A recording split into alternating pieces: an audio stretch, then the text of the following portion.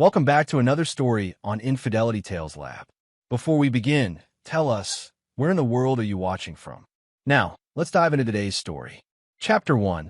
The Man Behind the Curtain. Jonathan Hampton stood at the floor-to-ceiling windows of his penthouse office, watching the Potomac River flow beneath the early morning mist.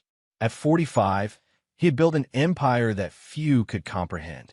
To the public, he was the CEO of Hampton Strategic Consulting, a firm that advised Fortune 500 companies on crisis management. To those who mattered in Washington, he was something far more valuable, the man who knew where every skeleton was buried. His journey to power hadn't been conventional. Born to a single mother in rural Virginia, Jonathan had clawed his way through Georgetown law on scholarships and sheer determination. His first job at the Pentagon as a junior analyst had opened doors most never knew existed. While others focused on climbing corporate ladders, Jonathan mapped the invisible networks that really controlled America. He cultivated relationships with senators, chiefs of staff, befriended the right people in intelligence agencies, and slowly built a web of influence that stretched from Capitol Hill to Langley. The irony wasn't lost on him that his success had attracted Carolina Miranda, a stunning political science professor at Georgetown. When they met at a diplomatic function 8 years ago, her beauty had captivated him, but it was her sharp intellect and ambition that sealed his interest. Carolina came from old money. Her father, Ambassador Ricardo Miranda, had served in 3 administrations. She understood power, or so Jonathan had thought. Their marriage had been a merger of sorts. Carolina brought social connections and legitimacy to Jonathan's wealth, while he provided her the resources to pursue her own ambitions. She transitioned from academia to consulting, eventually landing a position with the State Department's Foreign Policy Advisory Board. But lately, something had shifted. Jonathan's instincts, honed by years of reading people and situations, sensed danger in his own home. Carolina had become distant, taking mysterious phone calls and making unexplained trips.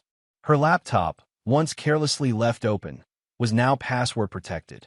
Most tellingly, she'd started asking subtle questions about his work, questions that went beyond spousal curiosity. Jonathan's phone buzzed. Vincent Benjamin, his head of security and former Delta Force operator, appeared on the caller ID. "Sir, we've completed the surveillance sweep you requested. You need to see this immediately. My office. 10 minutes. Vincent arrived with a tablet containing weeks of compiled intelligence. The photographs made Jonathan's blood run cold. Carolina entering a hotel with Colonel Eric Lester from the Pentagon's Strategic Operations Division. The same hotel, multiple times, over 3 months. But the audio recordings were what transformed Jonathan's suspicion into cold, calculated fury. Jonathan suspects nothing. Carolina's voice was crystal clear through the recording device Vincent had planted in her car.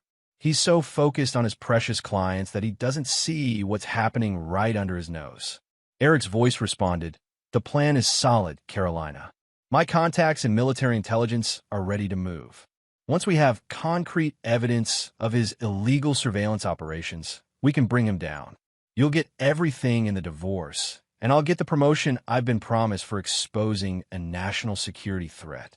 Jonathan set the tablet down carefully, his expression never changing. Vincent had worked with him long enough to recognize the deadly calm that preceded Jonathan's most ruthless decisions. "How long have you known?" Vincent asked. "I suspected for weeks." "You confirmed it." Jonathan walked to his safe, retrieving a file that few people knew existed. "Carolina thinks she's hunting a wolf. She's about to learn she's been living with a dragon."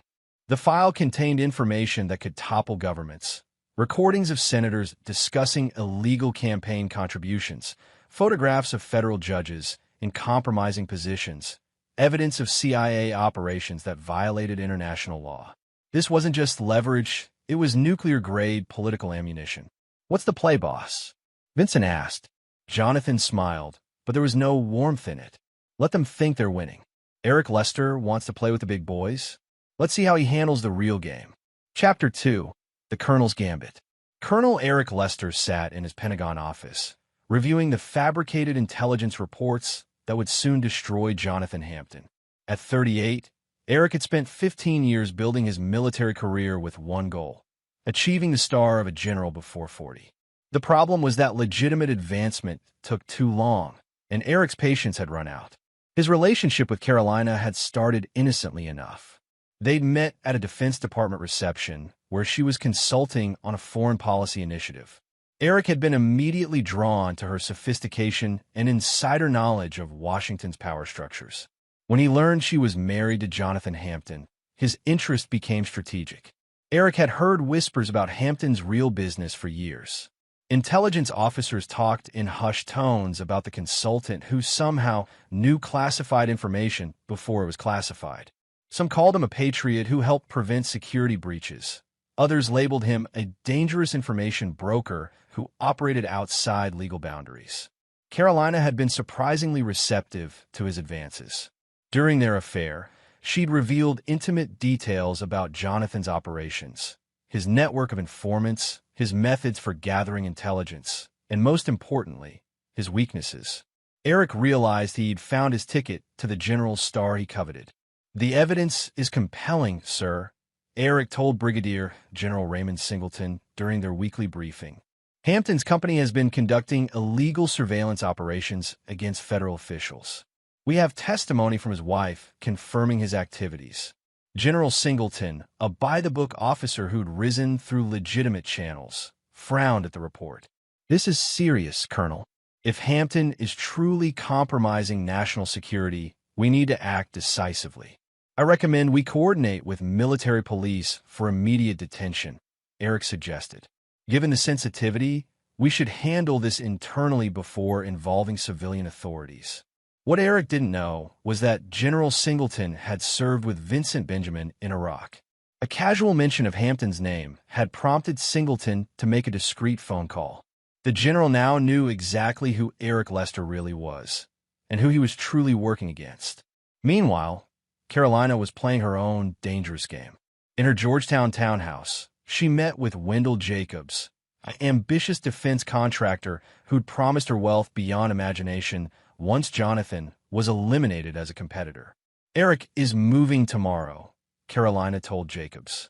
"The military police will arrest Jonathan on treason charges. Once he's detained, I'll have access to his files. We can expose his entire network and claim we were working undercover to stop him." Jacobs smiled. "And I'll be perfectly positioned to acquire his most valuable contracts. Your husband built quite an empire, Carolina. Shame he won't be around to enjoy it." What neither Carolina nor Jacobs realized was that Jonathan had been feeding them information for weeks. Every document they thought they'd stolen, every recording they believed was evidence of his crimes, had been carefully crafted to lead them exactly where Jonathan wanted them to go. In a secure facility outside Washington, Jonathan's real files remained untouched. His actual network of informants continued their work, unaware that their identities had never been compromised. Most importantly, his most dangerous secrets, the kind that could topple governments, remained safely hidden. As Carolina celebrated what she believed was her husband's impending downfall, Jonathan was 3 moves ahead, orchestrating a game of chess where his opponents didn't even realize they were pawns.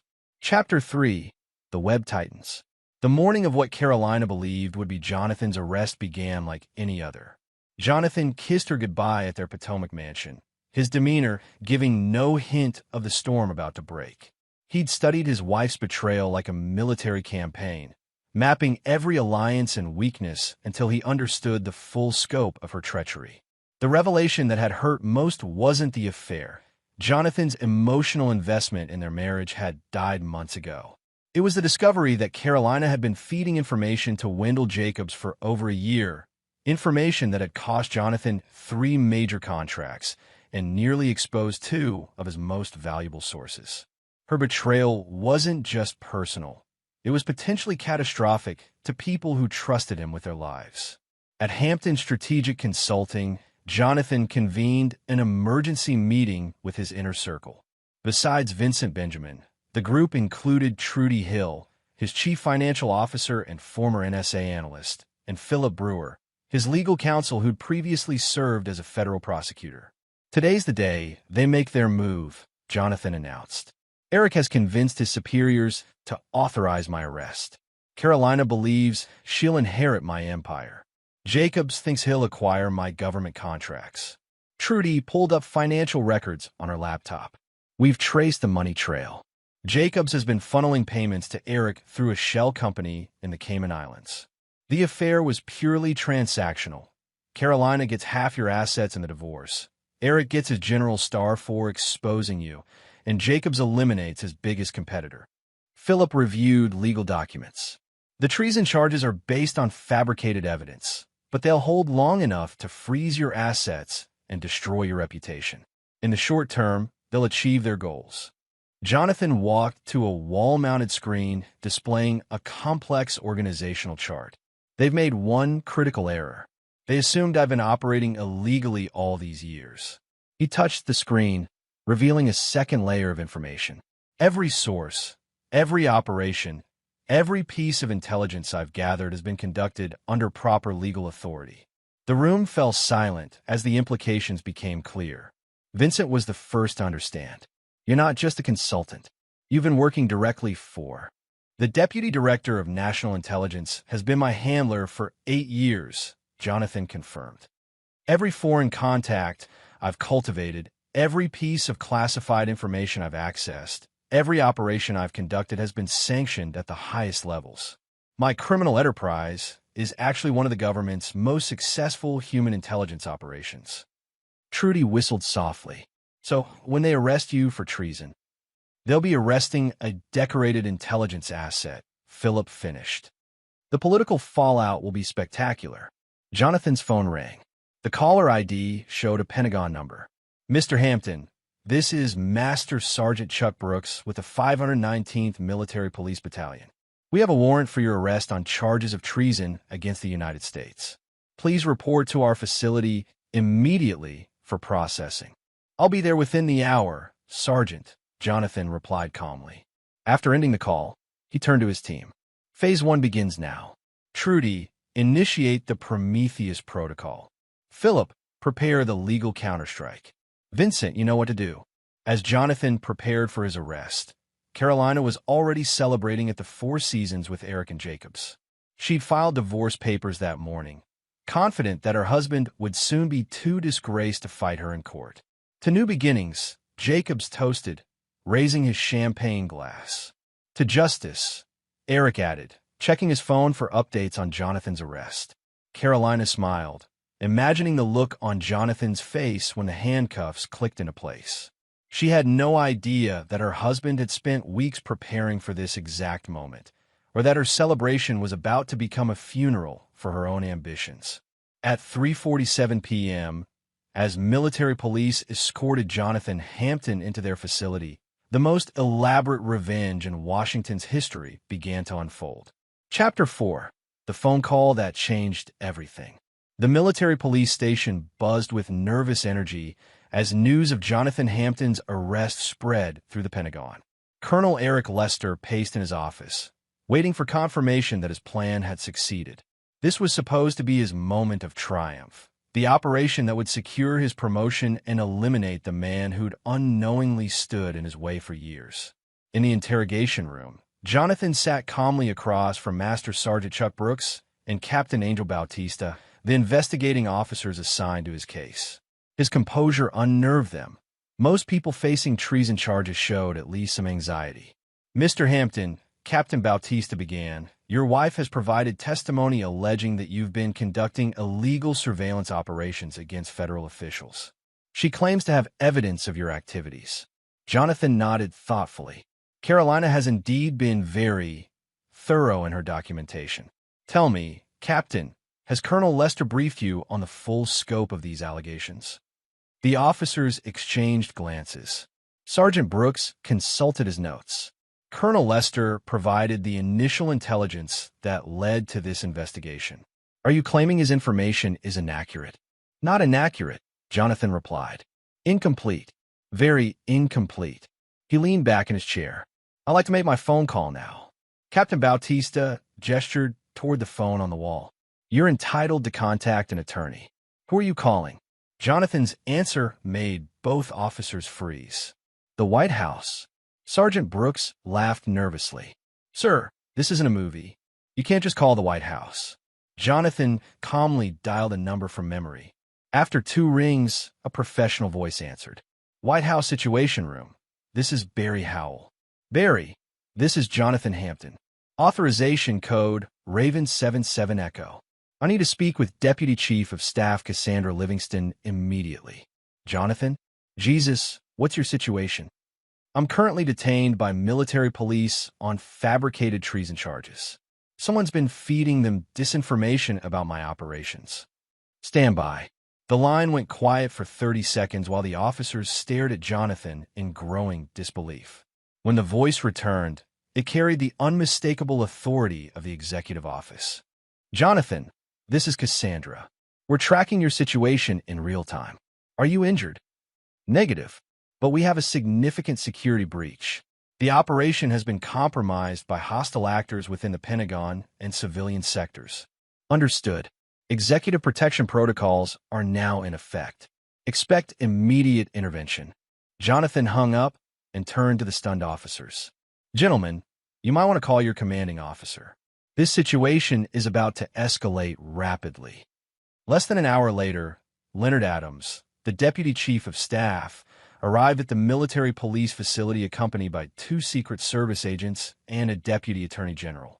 Behind him walked General Raymond Singleton, whose expression made it clear that someone was about to face severe consequences. Release Mr. Hampton immediately, Adams ordered. This detention is unauthorized and potentially compromises ongoing national security operations. Captain Bautista stammered, Sir, we have orders from Colonel Lester based on intelligence from. Colonel Lester, General Singleton interrupted, has been relieved of duty pending investigation for abuse of authority and possible treason. Where is he now? While chaos erupted at the military police facility, Carolina received a panic call from Eric. They're not just releasing him.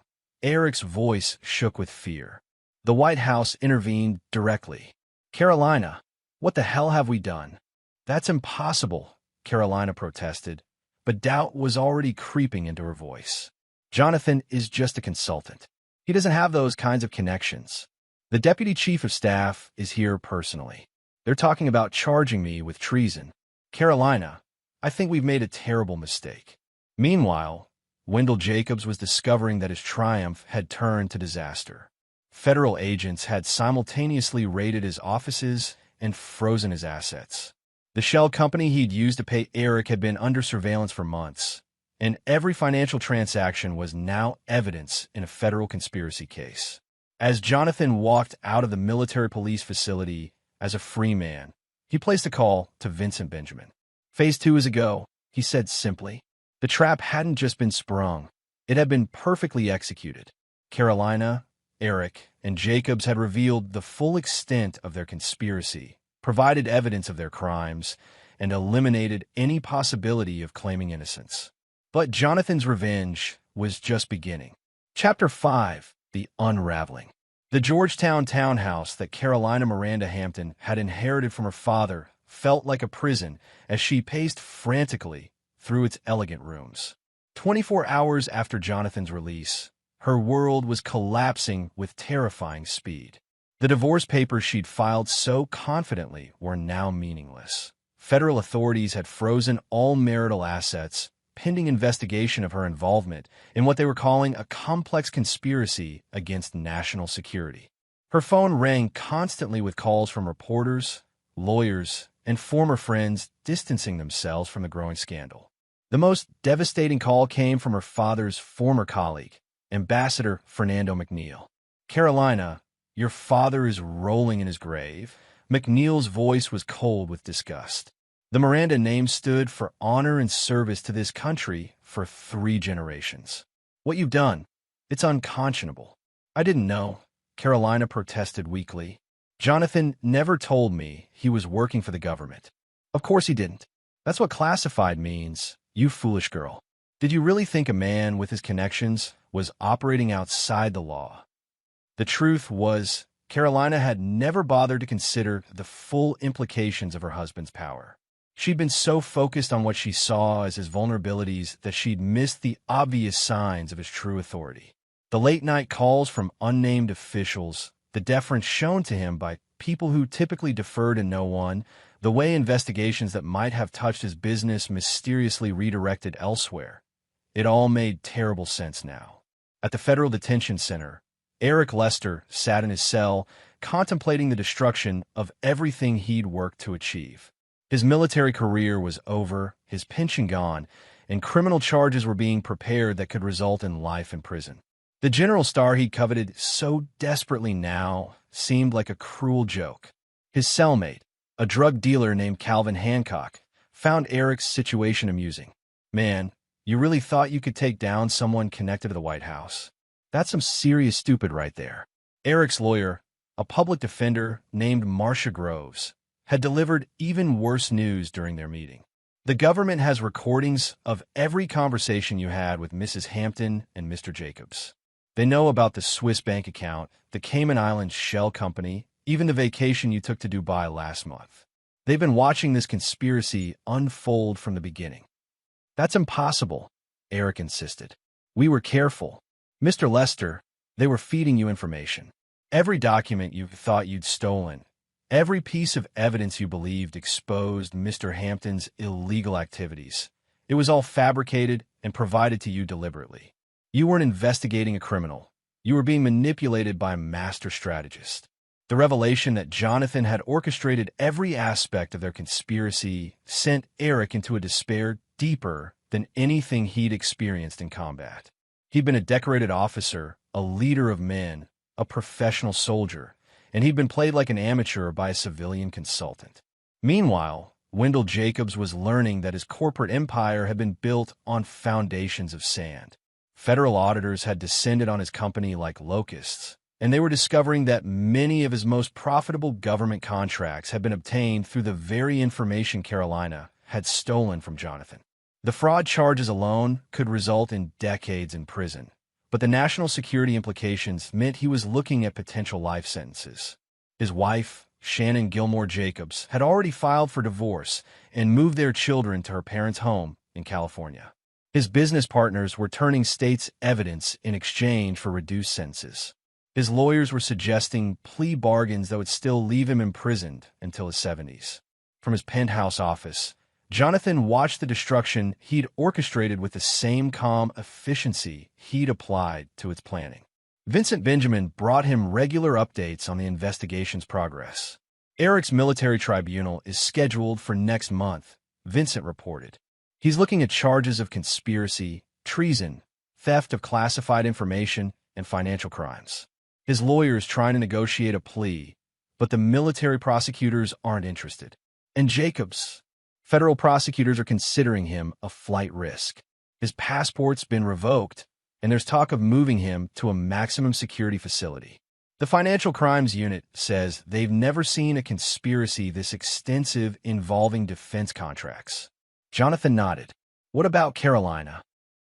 "That's where it gets interesting," Vincent smiled grimly. "She's not just facing charges related to the conspiracy. The Justice Department has been investigating her consulting work, and they've discovered she's been selling classified information to foreign contacts for over 2 years. Information she accessed through your security clearance." The final betrayal was worse than Jonathan had imagined. Carolina hadn't just been unfaithful and greedy. She'd been a traitor, using their marriage to compromise national security for personal profit. The woman he'd loved had been systematically destroying everything he'd built while selling out her own country. Jonathan walked to his window, watching the Potomac flow beneath the setting sun. The first phase of his revenge was complete. His enemies were exposed, arrested, and facing the full weight of the federal justice system. But true retribution required more than legal consequences. It required personal destruction. Chapter 6: The Point of No Return. The secure conference room in the federal building hummed with tension as U.S. Attorney Olivia Solomon outlined the government's case against the conspiracy. Present were representatives from the Justice Department, Pentagon, National Security Agency, and Jonathan Hampton himself, now officially acknowledged as a deep-cover intelligence asset. The scope of this betrayal is unprecedented, Solomon announced, gesturing to charts covering the walls. Mrs. Hampton didn't just compromise her husband's operations. She sold classified intelligence to representatives of 3 hostile foreign governments. Colonel Lester wasn't just committing financial crimes. He was systematically exposing military personnel in classified positions. Mr. Jacobs wasn't just engaging in contract fraud. He was using stolen intelligence to underbid legitimate defense contractors by billions of dollars. Jonathan studied the evidence with professional detachment. Audio recordings of Carolina meeting with Chinese intelligence operatives. Financial records showing Eric had been feeding information to Russian contacts for 18 months. Documentation proving Jacobs had been selling classified defense technologies to Iranian proxies through shell companies. The betrayal was more comprehensive than even Jonathan had suspected. His wife hadn't just been unfaithful. She'd been a full-scale foreign asset using their marriage as cover for espionage. Eric wasn't just a corrupt officer seeking advancement.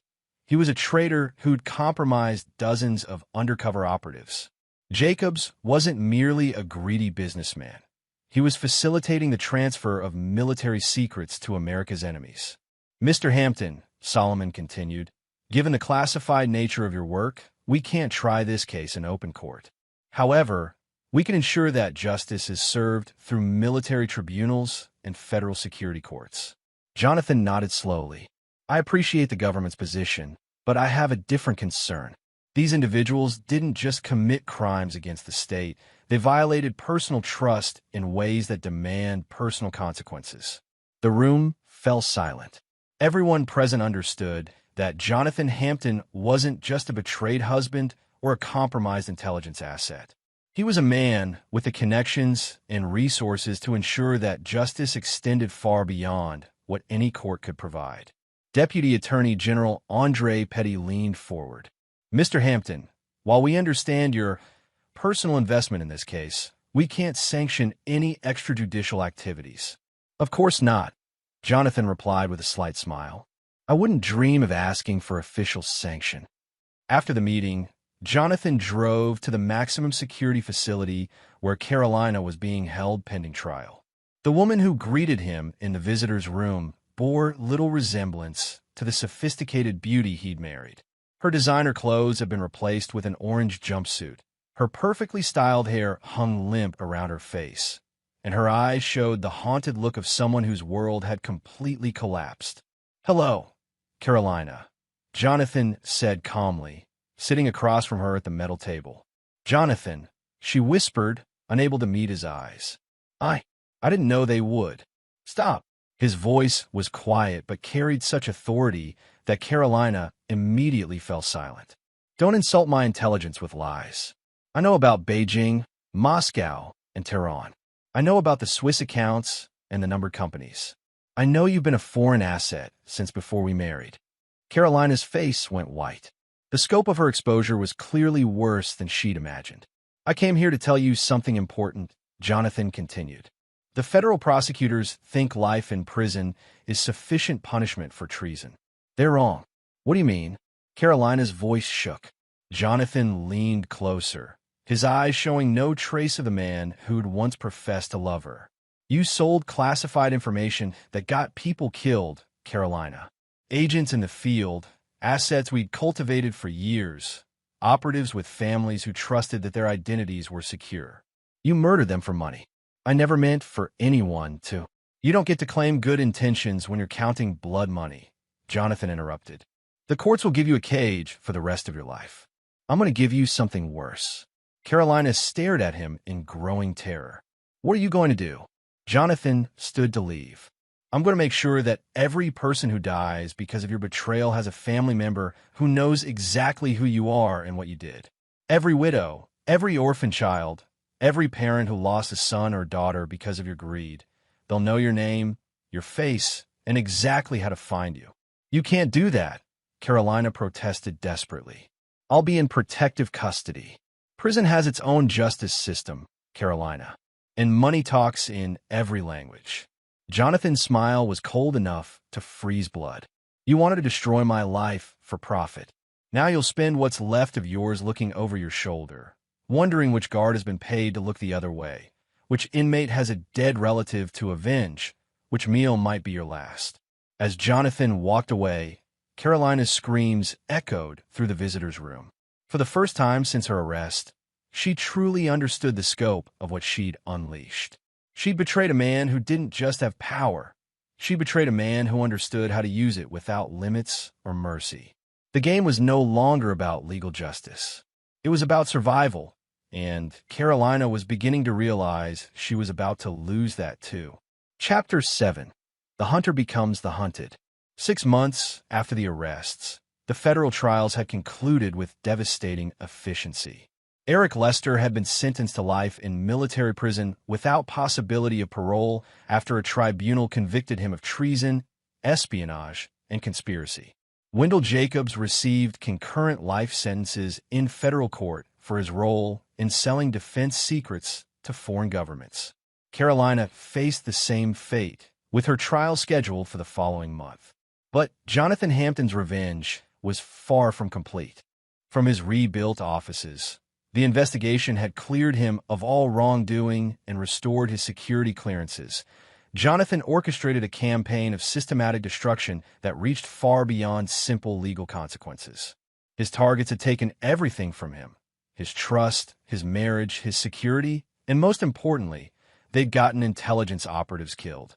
The courts could imprison them, but only Jonathan could ensure they truly paid for their crimes. Vincent Benjamin entered Jonathan's office with a tablet containing surveillance reports. Carolina's been moved to administrative segregation after the third incident. Someone got to her in the shower block last week. Anyone seriously hurt? Jonathan asked without looking up from his work. Minor injuries, mostly psychological damage.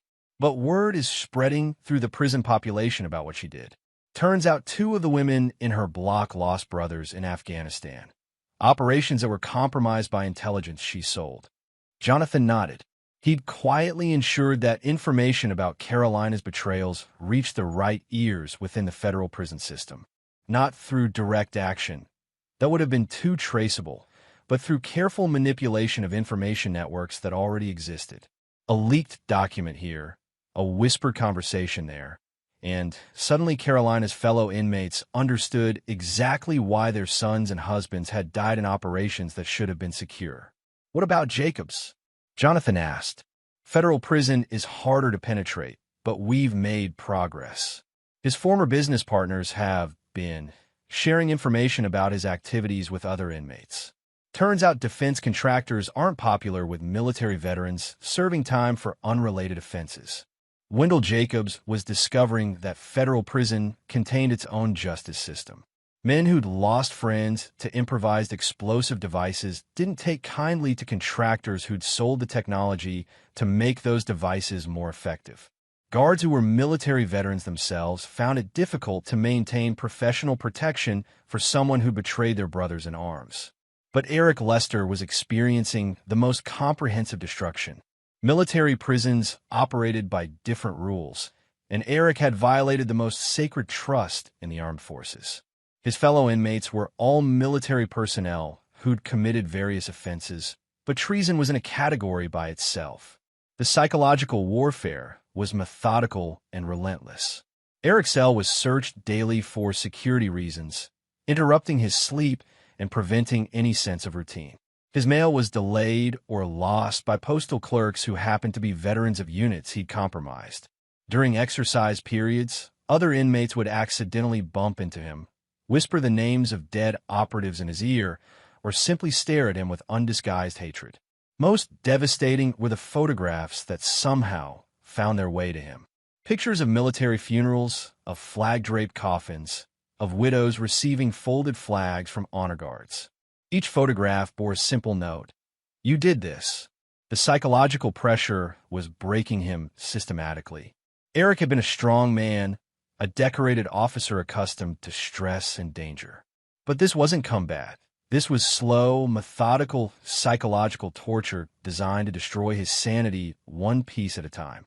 Meanwhile, Jonathan was expanding his campaign beyond the primary conspirators. Every person who'd known about the plot and failed to stop it, every official who'd been compromised by the stolen intelligence, every business partner who'd benefited from Jacobs's illegal activities.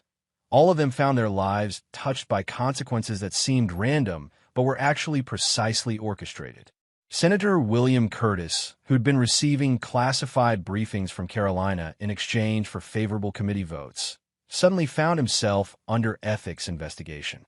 The evidence had appeared anonymously in the hands of investigative journalists, but the documentation was too detailed and accurate to ignore.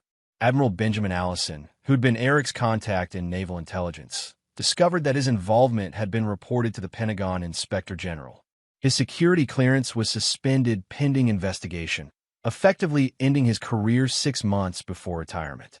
Defense contractor Aurora Hodge, who'd been laundering payments from Jacobs to various officials, learned that the IRS had received detailed financial records showing her participation in tax evasion schemes. Federal agents raided her home and offices simultaneously, seizing everything she'd built over 20 years in business. The pattern was clear to anyone looking carefully. Everyone who'd touched the conspiracy was being systematically destroyed. But the evidence of their destruction appeared to come through normal investigative channels, making it impossible to prove that Jonathan Hampton was orchestrating their downfall. From his office, Jonathan watched the news coverage of Senator Curtis's resignation with satisfaction. The reporter was discussing how new evidence had revealed a pattern of corruption that investigators were still unraveling.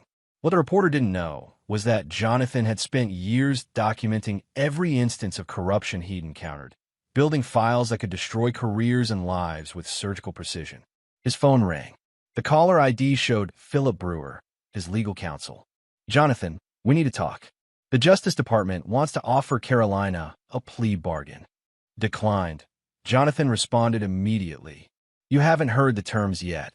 "I don't care about the terms, Philip. Carolina dies in prison, or she dies somewhere else. Those are the only 2 options." Philip was quiet for a moment. "Jonathan, I understand your anger, but—" "No, you don't," Jonathan interrupted. "You understand legal consequences. You understand justice as defined by courts and laws. What you don't understand is that some betrayals demand permanent consequences." After ending the call, Jonathan returned to his work. 3 more congressional staffers would find their careers destroyed by anonymous tips about their involvement in the conspiracy. 2 federal judges who'd been receiving classified information from Carolina would face impeachment proceedings. A dozen business executives who'd benefited from Jacobs's stolen intelligence would discover that their companies were now under federal investigation. The web of destruction was expanding methodically, touching everyone who'd participated in or profited from the betrayal of American intelligence operations. Jonathan's revenge wasn't just personal. It was institutional, designed to send a message that some lines could never be crossed without facing consequences that extended far beyond any courtroom. But the most important message was personal. Carolina, Eric, and Jacobs had believed they could destroy Jonathan Hampton and walk away with their profits and promotions. They were about to learn that some men, when betrayed completely, respond with a ruthlessness that makes survival impossible. Chapter 8. No Mercy for the Wicked. The letter arrived at Carolina's federal prison cell on a Tuesday morning, delivered through official channels, but carrying an unofficial message that made her blood run cold. It contained a single photograph: her sister Antoinette Christensen being escorted from her Georgetown law office by federal agents. The accompanying news clipping explained that Antoinette was under investigation for money laundering related to the foreign intelligence payments Carolina had received. Carolina stared at the image with growing horror. Antoinette was innocent. She'd never been involved in any of Carolina's activities. But the evidence appeared devastating. Financial records showing regular payments from Antoinette's law firm to accounts Carolina had used for her espionage activities. Of course, those records were fabricated, but they would be impossible to disprove given the complexity of international financial transactions. A guard appeared at her cell door. "Hampton, you have a visitor." In the visiting room, Carolina found herself face-to-face with her sister for the first time since the arrests. Antoinette looked exhausted and terrified, her usually immaculate appearance replaced by the haggard look of someone whose life was collapsing. "Carolina, what have you done?" Antoinette's voice shook with barely controlled emotion. "They're saying I helped you launder money from foreign governments. They're threatening to seize my law practice, my home, everything I've worked for." "I never involved you in anything," Carolina protested. "You have to believe me, Antoinette. I kept my activities completely separate from family." "Then explain how my client accounts show payments to your offshore companies," Antoinette demanded, producing documents that Carolina recognized as genuine but impossible. "Explain how my law firm's computers contain encrypted communications with your foreign contacts." Carolina stared at the evidence with growing realization. Jonathan hadn't just destroyed her. He was systematically destroying everyone she cared about. The evidence against Antoinette was fabricated but sophisticated enough to withstand legal scrutiny. Her sister would spend years fighting charges that would bankrupt her even if she ultimately won. "He's doing this," Carolina whispered. "Jonathan is destroying you to hurt me." "Who is Jonathan Hampton?" Antoinette asked desperately. "Why would he do this to our family?" Carolina looked at her sister, brilliant, honest, dedicated to justice and law, and realized she could never explain the true scope of what she'd unleashed. How could she tell Antoinette that she'd betrayed her country for money? How could she explain that her greed had gotten intelligence operatives killed? How could she admit that her husband wasn't just a businessman, but a man with the power to destroy lives with surgical precision? "Stay away from me," Carolina said finally. "Don't visit, don't call, don't try to help me. Maybe if you distance yourself completely, he'll leave you alone." But even as she said it, Carolina knew it was too late. Jonathan's revenge was comprehensive and unforgiving. Anyone who'd benefited from her life, anyone who loved her, anyone who might provide her comfort in prison, they would all be systematically destroyed until she had nothing left but the horror of what she'd done. At the military prison, Eric Lester was experiencing his own family tragedy. His ex-wife Patricia Wilson had remarried and changed her name, hoping to escape the stigma of her association with a convicted traitor. But somehow, her new employer had discovered her connection to Eric. The private security firm where she worked required federal clearances, and employees with family ties to foreign intelligence assets were considered security risks. Patricia's termination had been swift and devastating. In the competitive world of security contracting, her association with Eric made her unemployable. She'd moved 3 times in 6 months, trying to find work under her maiden name, but the information always surfaced. Her new husband, a good man who'd married her despite her past, was beginning to strain under the financial and social pressure.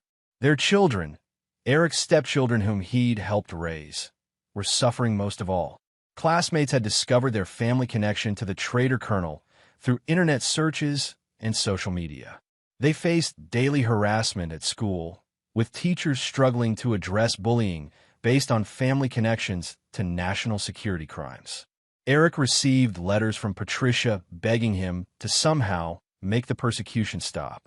She didn't understand that her ex-husband was as powerless as she was against the systematic destruction being orchestrated against anyone connected to the conspiracy. Jonathan Hampton's revenge extended beyond the primary targets to encompass everyone who might provide them comfort or support. Meanwhile, Wendell Jacobs was learning that his children faced their own consequences. His son Juan Franklin Jacobs had been expelled from West Point when investigators discovered that his father had used stolen military intelligence to fund the boy's education. The honor code violations were clear. One had benefited from treasonous activities, making him unfit for military service. His daughter Lorna Houston Jacobs, a medical student at Johns Hopkins, found herself under investigation by the state medical board. Questions have been raised about whether her education had been funded through illegal activities, potentially disqualifying her from obtaining a medical license. The investigation would take years to resolve, effectively ending her medical career before it began. From his office, Jonathan reviewed updates on each family's destruction with the same methodical attention he'd once applied to protecting national security. The children were collateral damage, but necessary collateral damage. The message had to be absolute. Betraying Jonathan Hampton didn't just destroy the betrayer. It destroyed everyone they loved. Vincent Benjamin expressed concern about the scope of the campaign. "Sir, some of these people are genuinely innocent. The children had no knowledge of their parents' activities." Jonathan looked up from his files. "Vincent, how many children lost parents because of the intelligence Carolina sold? How many families were destroyed when Eric compromised undercover operations? How many wives became widows because Jacobs gave our enemies the technology to kill American soldiers more efficiently?" "Point taken, sir. Betrayal has consequences," Jonathan continued. "Not just for the betrayer, but for everyone connected to them. That's how trust works in our world. When you violate it, the penalty extends beyond just yourself." The phone rang with an update from his congressional sources. 3 more officials connected to the conspiracy had announced their resignations under pressure from ethics investigations. 2 federal judges were facing impeachment proceedings. A dozen defense contractors had lost their security clearances and government contracts. But the most important call came from the prison system itself. Carolina had been moved to solitary confinement after attempting suicide. Eric was under psychiatric observation after a complete mental breakdown. Jacobs had been hospitalized following a severe beating by fellow inmates who'd learned about his role in selling military secrets. "Sir," the caller reported, "all 3 primary targets are broken. Psychologically, physically, and financially destroyed. Their families are scattered and ruined. Everyone connected to the conspiracy has faced consequences. The message has been delivered." Jonathan hung up and walked to his window, watching the Potomac flow beneath the evening sky. Phase 3 of his revenge was complete. His enemies weren't just imprisoned. They were destroyed so thoroughly that their very existence served as a warning to others who might consider betraying him. But one final phase remained. The phase that would ensure this betrayal could never happen again. Chapter 9. The Dragon's Final Lesson. 1 year after the conspiracy's exposure, Jonathan Hampton stood in the Oval Office receiving the Presidential Medal of Freedom for his extraordinary service to national security under circumstances that required personal sacrifice and exceptional courage. The president, flanked by the Director of National Intelligence and the Secretary of Defense, spoke about Jonathan's contributions to preventing one of the most serious intelligence breaches in American history. What the public didn't know was that Jonathan had helped expose the conspiracy by allowing it to develop far enough to identify every participant, every foreign contact, and every compromised operation. His apparent victimization had been a carefully orchestrated intelligence operation that had rolled up enemy networks across 3 continents. "Your willingness to endure personal betrayal for the sake of national security exemplifies the highest ideals of service," the president said as he placed the medal around Jonathan's neck. "The intelligence gathered through this operation has prevented multiple terrorist attacks and exposed foreign agents operating at the highest levels of our government." After the ceremony, Jonathan returned to his expanded headquarters. Hampton Strategic Consulting had grown exponentially following the publicity of his government service. Companies and individuals who'd previously been skeptical of his methods now competed for his attention. More importantly, his reputation as someone who never forgot a betrayal and never forgave an enemy had reached the right ears throughout Washington's power structure. His inner circle had evolved as well. Trudy Hill had been promoted to deputy director, effectively running daily operations while Jonathan focused on strategic planning. Philip Brewer had transitioned from legal counsel to chief operating officer, overseeing the company's expansion into new markets. Vincent Benjamin continued to serve as head of security, but now commanded a team of former military and intelligence operatives who handled Jonathan's most sensitive requirements. The final status reports on his enemies made for satisfying reading. Carolina had been found dead in her prison cell 3 months earlier, officially ruled a suicide, but understood by everyone involved to have been assisted by fellow inmates who'd lost family members to her betrayals. Her sister Antoinette had lost her law practice and declared bankruptcy fighting charges that were eventually dropped, but only after her career and reputation were completely destroyed. Eric Lester remained in military prison, but his mind had been broken by the systematic psychological pressure and the knowledge that his family continued to suffer consequences for his crimes. His ex-wife had divorced her second husband and moved to rural Montana with the children, tried to escape the stigma that followed them everywhere. Eric's son had joined the army under an assumed name, desperate to restore honor to a family name that had become synonymous with treason. Wendell Jacobs had died in federal prison after a beating that left him comatose for weeks before his life support was disconnected. His children had scattered across the country, changing their names and trying to build lives free from their father's legacy. His wife had committed suicide 6 months after his death, unable to cope with the financial ruin and social ostracism. But Jonathan's most important victory was institutional. The conspiracy's exposure had led to comprehensive reforms in military intelligence, new oversight procedures for defense contractors, and enhanced security protocols that made similar betrayals far more difficult. More personally, Jonathan's reputation had evolved from that of a successful consultant to something approaching legend, a man whose enemies simply disappeared, whose friends prospered beyond measure, and whose word carried the weight of presidential authority. Sitting in his office, Jonathan reviewed a proposal from the Central Intelligence Agency to formalize his role as a deep-cover asset with expanded authority and resources. The offer was tempting. Official government backing would provide even greater protection and access. But Jonathan had learned that true power came from operating in the spaces between official channels, where accountability was limited and methods were unrestricted. His phone buzzed with a text from Shannon Gilmore, a junior senator from California who'd been helpful during the investigation.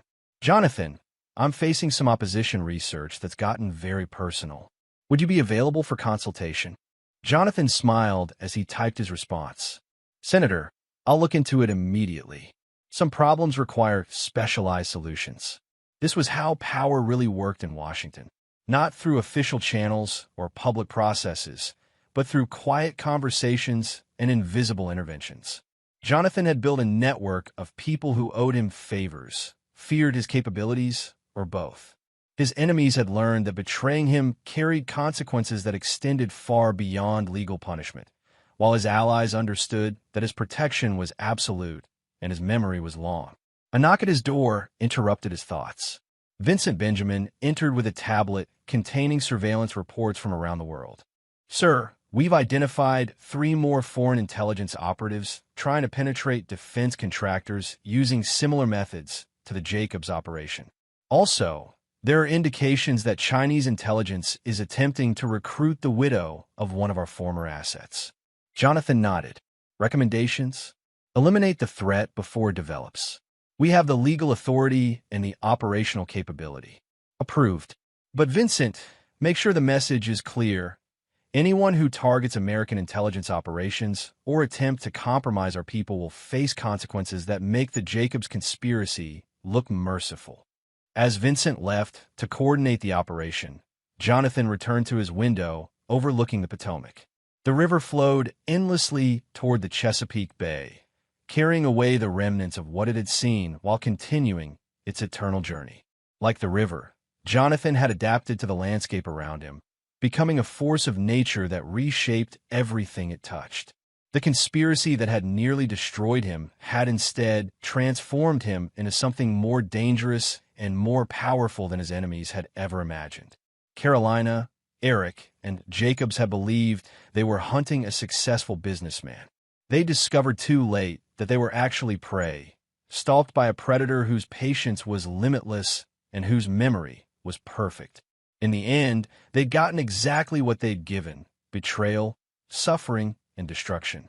The only difference was that Jonathan's version was permanent, comprehensive, and served as a warning to anyone else who might consider crossing him.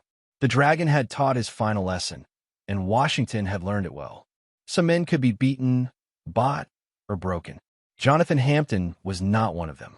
He was a force of nature, a consequence waiting to happen, a reminder that in the shadow world where power really lived, betrayal was the one sin that could never be forgiven or forgotten. The river continued to flow, carrying away the past while revealing the future.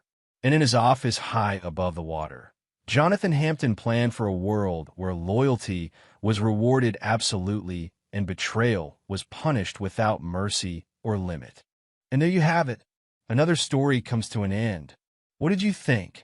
I'd love to hear your thoughts in the comments below. If you enjoy this story, consider joining our community by subscribing. It means the world to us. For more stories like this one, check out the recommended videos on screen. And I'll see you there.